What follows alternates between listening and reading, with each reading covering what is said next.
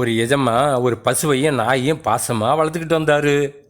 பசுவுக்கு புண்ணாக்கு, பருத்தி கொட்டை, இளம் புல்லுன்னு விதமாக உணவு கொடுப்பாருங்க.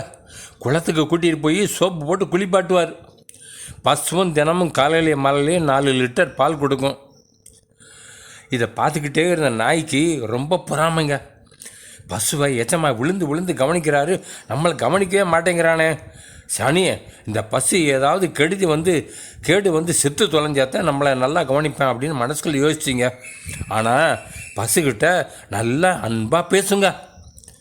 பசுவுக்கும் இது மனசில் இருந்த கெட்ட எண்ணம் தெரியும். ஆனால் அது வெளியே காட்டிக்கிறாம தான் உண்டு தன் வேலை உண்டுன்னு நேர்மையாக இருந்துச்சுங்க. ஒரு நாள் நைட்டு ஒரு விஷ பாம்பு உள்ளே வந்துருச்சு. பாம்பு பசு இருக்கிற பக்கமாக போகிறத பார்த்த நாய் குறைக்கவே இல்லைங்க. பாம்பு பசுவை கடிக்கட்டும் அப்படின்னு மனசுக்குள்ள நினச்சிச்சிங்க. இதெல்லாம் கவனிச்சிக்கிட்டே இருந்த பசு சத்தமாக கத்த ஆரம்பிச்சிருச்சு. என்ன மிட் நைட்டில் பசு கத்துதேன்னு சொல்லி லைட்டு போட்டு வெளியில் வந்த எஜமா பாம்பை பார்த்து அடித்து கொண்டுட்டாருங்க.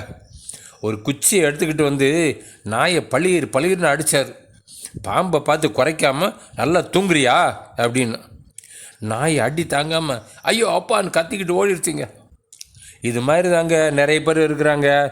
நம்மக்கிட்ட நல்லா அன்பை பழகிற மாதிரி நடிப்பாங்க. ஆனால் இவனுக்கு கெடுதி வராதா அப்படின்னு மனசுக்குள்ளேயே நினைப்பாங்கங்க. நீதிமொழிகள் 12:21 நீதிமானுக்கு ஒரு கேடும் வராது அப்படின்னு பைபிள் சொல்லுதுங்க. அதனால் யாரை பற்றியும் கவலைப்படாமல் கடவுளுக்கு மட்டும் பயந்து நீதியோடும் நேர்மையோடும் தொடர்ந்து வாழணுங்க.